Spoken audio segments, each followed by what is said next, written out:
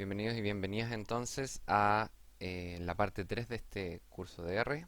En esta oportunidad vamos a ver lo que es gráficos en R. Para esto ya es necesario haber tenido conocimiento de lo que es las variables factores, una de las cosas más importantes acá, y vamos a ir viendo en el fondo distintos tipos de gráficos y es importante también que sepan qué significa cada uno de esos gráficos. Si no, los vamos a ir repasando, ¿ya?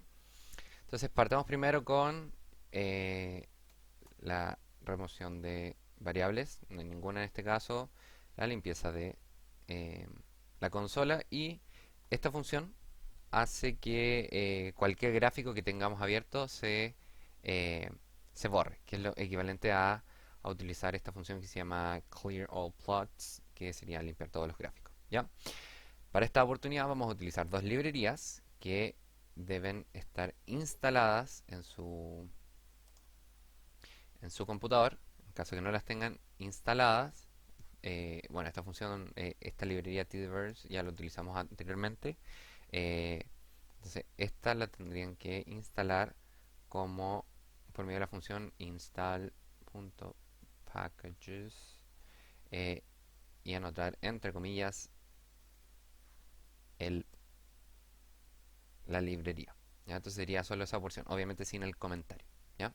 No lo voy a correr porque algunas veces demora harto la instalación, entonces no va al caso en este momento.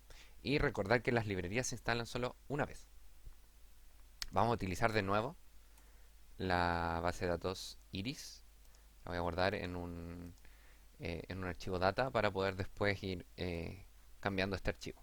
Lo que voy a hacer primero entonces es cambiar el nombre, el título las columnas para que queden de una manera más fácil de llamar. ¿Ya? Entonces vamos a ver lo que es primero la librería Plotly, que es una librería que permite realizar gráficos interactivos. Y es muy interesante esta librería y muy importante también para hacer análisis exploratorio, en el fondo. ¿Por qué? Porque los análisis en esta librería pueden ser dinámicos, en el fondo interactivos, ¿ya? Entonces, la función principal es, como se dan cuenta acá, todos los tienen abajo, es plot-ly, que en el fondo crea estos gráficos interactivos basados en distintos parámetros que nosotros vamos a utilizar, ¿ya? En este caso voy a llamar al eje Y como solo el cépalo, data cépalo, es un vector que tiene 150 valores y son valores continuos. El tipo de gráfico que voy a realizar en este momento es el box, que hace referencia al box plot. Y el box plot en español se conoce como el cajón con bigote o el gráfico de caja, ¿ya? Y name lo voy a utilizar para denominar el nombre de el gráfico, ¿ya? Entonces, estos gráficos demoran un poco debido a que el gráfico en sí es bien pesado, ¿ya? Entonces acá podemos ver que se realizó efectivamente un box plot y este cajón con bigotes tiene los siguientes elementos. El primer valor, si se dan cuenta acá, la línea hace referencia al valor mínimo, que es 4.3, que también me aparece en la imagen dado que yo estoy deslizando el mouse sobre este gráfico. Luego acá tenemos el primer cuartil, que corresponde al valor 5.1. O sea, el 25% de los datos tiene un valor a lo más de largo 5.1, de largo de sépalo, ¿ya? Después comienza la caja hasta el punto medio, que corresponde a la mediana o al percentil 50 eh, o al 50% de los datos. O sea, el 50% de los datos tiene de largo sépalo menor o igual a 5.8. Después el tercer cuartil, que corresponde al número 6.4. Y después, terminando la caja, va una línea hasta el tope, que sería el valor máximo, 7.9. En caso que tengamos valores muy alejados de esta distribución, quedan como puntos aberrantes para el análisis de gráfico. En este caso no los vamos a tener, ¿ya? Entonces, ¿qué funciones me permite hacer este gráfico interactivo? En el fondo puedo tomar un screenshot o hacer un download del plot como un archivo PNG. Puedo hacer zoom, puedo hacer un paneo, que esto se llama paneo para ir moviéndome a lo largo del eje. Ya lo voy a mostrar más. Zoom in, zoom out, eh, volver a escalar y reajustar los ejes, ¿ya? Pero veamos mejor con esto, que es el siguiente gráfico. Voy a cargar mientras el gráfico. El gráfico tiene ahora de eje X los sépalos y dado que es el eje X ahora los tiene de manera horizontal. Arriba Y vertical, X horizontal. Tipo box, de nuevo para hacer referencia al box plot. El nombre va a ser largo sépalo, todavía del gráfico. Pero yo solo agregué el sépalo, el largo del sépalo. Entonces ahora para agregar más elementos voy a utilizar esta función, primero de concatenación, que es una concatenación de elementos para el gráfico, que es porcentaje mayor porcentaje. Y voy a utilizar la función addTrace, que son adicionar trazos, añadir trazos, ¿ya? Para este caso entonces voy a añadir el ancho del sépalo, el largo del pétalo, el ancho del pétalo y los voy a nombrar. Entonces sí, los nombro en la leyenda, ¿ya? Y si se dan cuenta ya acá tengo cosas más interactivas.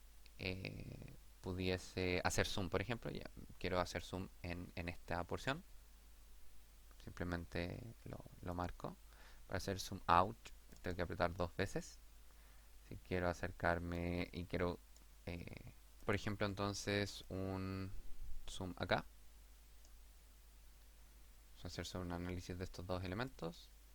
Y bueno, acá tengo lo mismo que las cosas anteriores. Valor mínimo, percentil,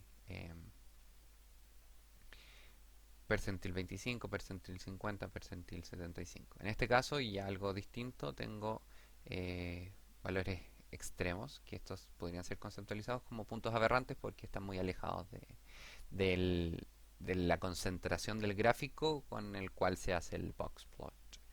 Entonces, efectivamente, eh, son datos de la distribución, pero están muy alejados, ¿ya? Entonces, pudiese yo, por ejemplo, desactivarlos. Ahí voy desactivando los elementos o los vuelvo a activar.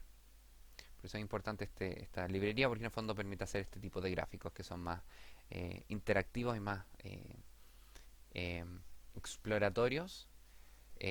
También pudiesen ser de representación, pero, pero bueno, quizás los que voy a mostrar más adelante son los más utilizados eh, para cualquier tipo de presentación, ¿ya? Entonces, en este siguiente gráfico, en el que estoy haciendo acá, que ya lo representé, sigo la misma idea.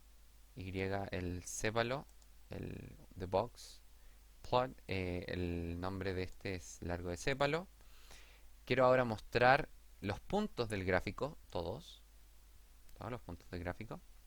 Y estos dos parámetros, jitter y point position, me permite hacer esto. El jitter hace que estos datos se separen en el fondo, que no estén como en una línea, sino que se empiezan a distribuir como unos al lado del otro, para tener quizás una separación y un eh, conocimiento a priori de la densidad de los datos, ¿ya? Por ejemplo, estos datos están muy concentrados.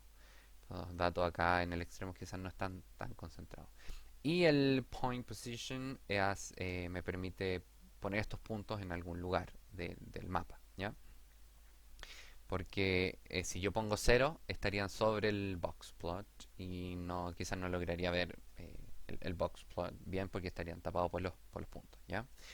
Y luego de yo definido como el ambiente del gráfico, agrego simplemente los trazos y agrego más elementos al gráfico, ¿ya? Ahora vamos a ver otro tipo de gráfico que es el histograma. Entonces sigue la misma lógica. eh, Agrego uno de base. El tipo ahora pongo que es un histograma. Lo nombro, largo del sépalo, que sería el azul.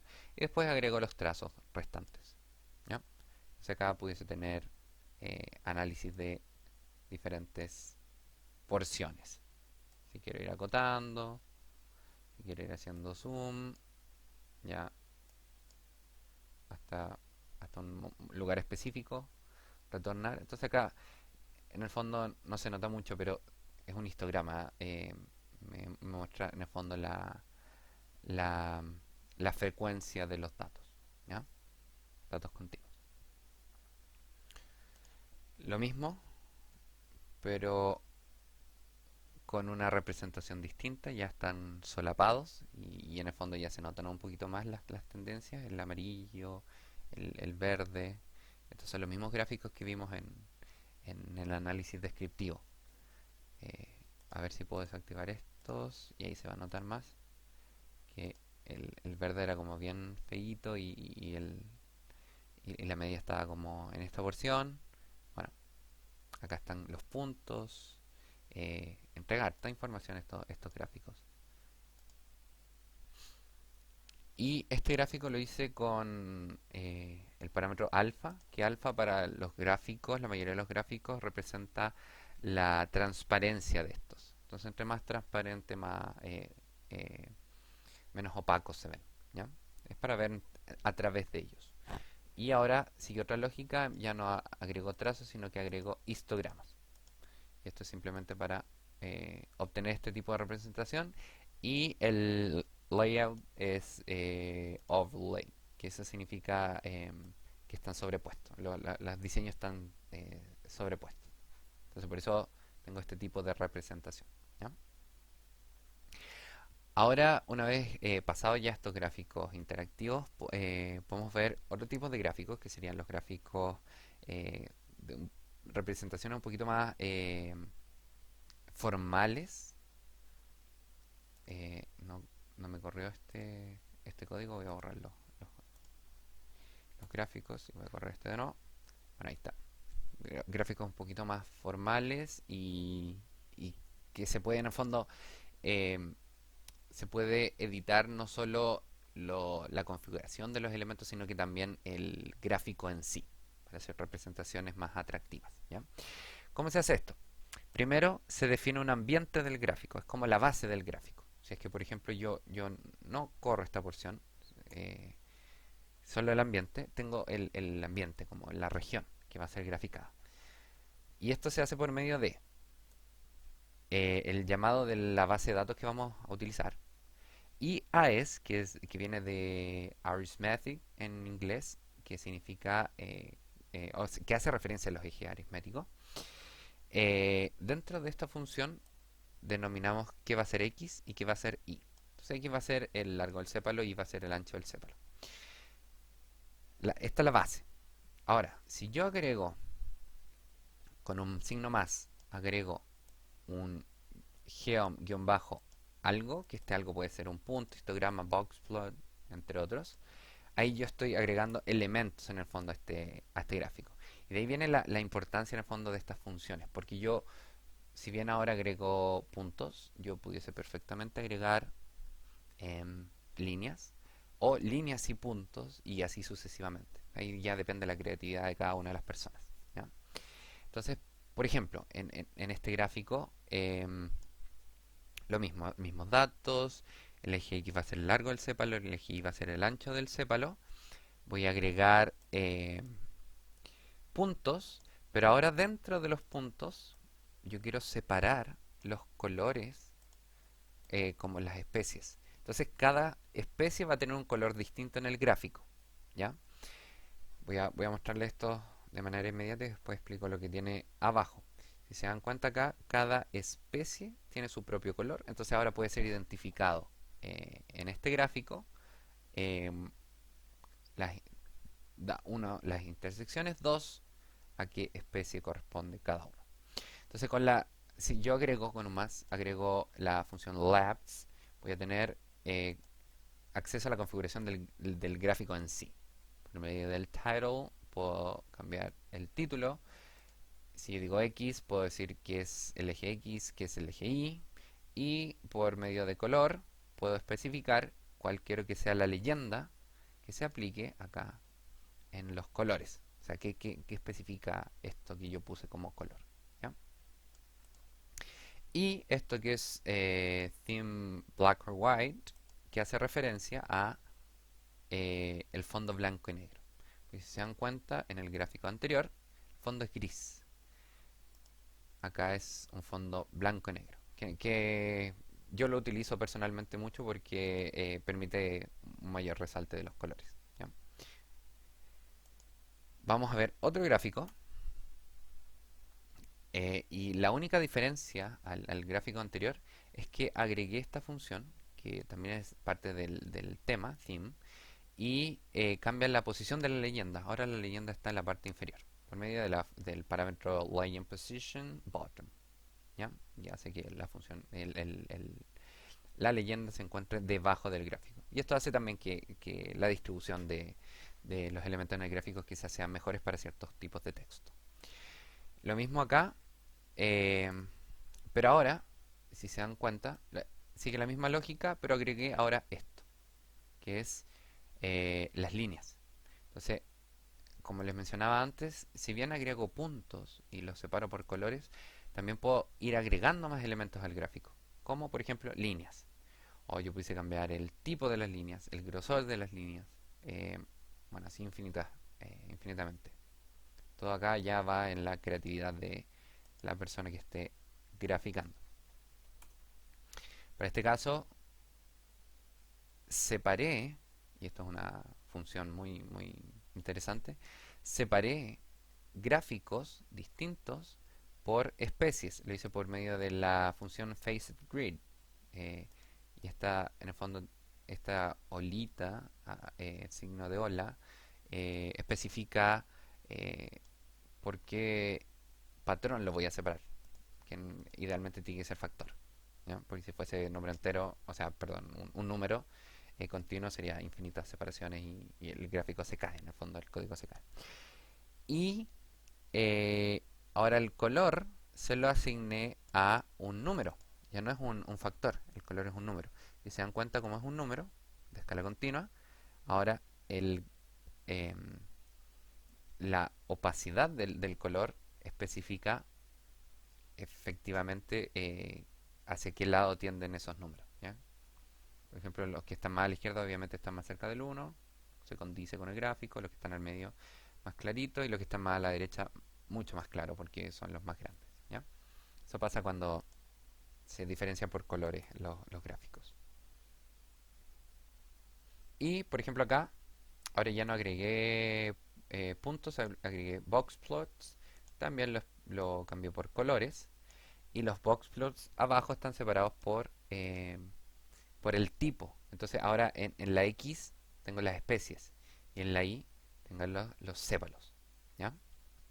Con los puntos aberrantes, bueno, em, el mismo tema y ahora la leyenda la puse arriba, en top. Respecto a la graficación, al hecho de graficar múltiples gráficos, vamos a ver primero cómo se grafican funciones. Si yo creo la función de x como solo x, función de x igual a x, yo lo voy a llamar como f, y yo creo un gráfico con una data, porque acá lo primero que hay que poner es la data, y la data tiene que ser un data frame.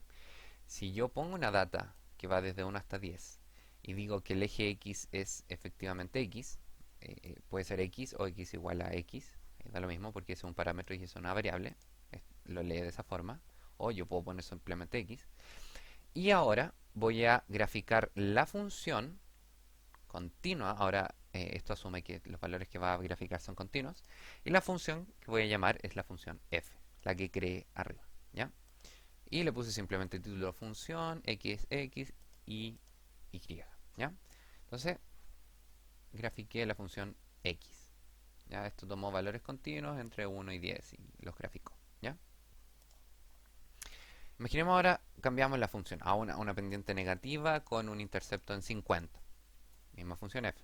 Voy a correr el mismo código de arriba y cambió. El intercepto es 50 que no se va a ver acá, pero yo pudiese editar los ejes, claramente. Y la pendiente es negativa. ¿Qué pasa si ahora quiero graficar la función sigmoidial? Se llama esta función, que es la función utilizada para la regresión logística, por ejemplo, que es esta función que tiene asíntota en 1, ¿ya? Que también se utiliza para hacer ajuste a las distribuciones acumuladas. Esto pudiese ser perfectamente una distribución acumulada. Em, lo mismo, defino la función como 1 partido en 1 más exponencial a la menos x y utilizo la misma porción de código de arriba. Estoy complejizando en el fondo las funciones. Ahora, voy a definir otra función g como x más 1 y el gráfico P1, ahora estoy asignando un gráfico a una variable, que efectivamente puedo hacerlo, puedo guardar un gráfico en una variable, va a hacer lo mismo, misma porción de código arriba en f, y el gráfico 2 va a ser la misma función, perdón, la misma codificación, pero la función ahora va a ser g, ¿ya? Y el gráfico 3 va a ser una, la misma porción de arriba, pero ahora la función la voy a estar creando dentro de la definición del gráfico, que también se puede hacer. Ya dado que este g es una equivalencia al lado derecho, yo puedo hacer lo mismo. En vez de poner g acá, pongo la definición de una función, que sería una función cuadrática con intercepto en 5. ¿Ya? Entonces voy a crear estos tres gráficos y si se dan cuenta, yo como los asigné a alguna variable no se van a imprimir. Pero lo que sí voy a hacer ahora es imprimir todos los gráficos a la misma vez, en un mismo gráfico, ¿ya? Y eso se hace por medio de la función gridArrange. Pero esta función gridArrange nos solicita llamar una función que no llamé, perdón, una librería que no llamé que se llama gridExtra, ¿ya? Lo mismo, esta función tienen que instalarla primero. Perdón, esta librería deben instalarla primero, si no la tienen, ¿ya? Una vez instalada, solo la llaman de aquí en el futuro. Por eso yo no las estoy instalando de nuevo, porque una vez que están instaladas, ya hacia el futuro se pueden solo llamar, no es necesario instalarla de nuevo. Entonces, estoy creando tres gráficos y digo en row, que es el número de filas, es igual a 3. Entonces esto lo acomoda de manera automática. Si ya son tres gráficos, son tres filas. ¿Ya? Esta es la cuadrática, esta es la lineal, esta es la exponencial, la sigmoidial. ¿Sí? Si yo ahora digo que sean dos filas, entonces esto me va a acomodar en columnas, va a empezar a crear columnas para que esto calce. ¿Ya? Sigmoidial y va en orden. ¿Ya? Llena la primera fila, después la segunda. Y si yo quiero una fila nomás, entonces voy a tener tres columnas, efectivamente. ¿Ya? Ahora, es útil también saber cómo guardar las imágenes. Porque estas imágenes yo pudiese, por ejemplo, guardarlas como, y acá ya las guardo en formato TIFF, en formato PNG, en EPS si las voy a editar en Illustrator, por ejemplo, o CBG si las voy a editar en Photoshop, PNG si las quiero pasar a un PPT al tiro y sin fondo, o TIFF si quiero que sean que mantengan un poquito mejor la, la resolución. Bueno, ahí todo depende de ustedes. Pero también lo podemos hacer por medio de codificación. Cuando uno crea códigos grandes y en el fondo necesita como una automatización de este guardado de imágenes, lo hacemos por medio de esta definición. ¿Ya? Entonces, PNG, que es para guardar imágenes PNG, el nombre del archivo, después print P1, estoy imprimiendo en este archivo el plot P1 y después def.off, que cierra en el fondo el ambiente. ¿Ya? Si lo corro, ahí no sé a qué hace referencia ese parámetro, siempre da números distintos, pero en el fondo guardé una imagen en mi computador que tiene este nombre. Obviamente en el directorio en el que estoy trabajando, ya enseñé a cambiar estos directorios en videos anteriores. Lo mismo con el PDF. Y notar acá que la extensión debe condecirse con la función que estamos llamando. Es importante. O si quiero guardar ya tres gráficos distintos y después un gráfico conjunto. Esto lo que me va a mostrar es en cada hoja de un PDF un gráfico distinto, y esto lo conceptualizo como un gráfico. O yo pudiese grabar, por ejemplo, con una función que es de la librería ggplot, que viene en la librería Tidyverse, que ya nosotros cargamos, que en el fondo hace lo mismo y diferencia por extensión simplemente por medio de la extensión que lo pongamos, ¿ya? Entonces, por ejemplo, si pongo imagen.eps, entonces lo va a guardar en EPS. Si pongo imagen.png, entonces lo va a guardar en PNG. Si pongo cbg, en cbg, así, ¿ya?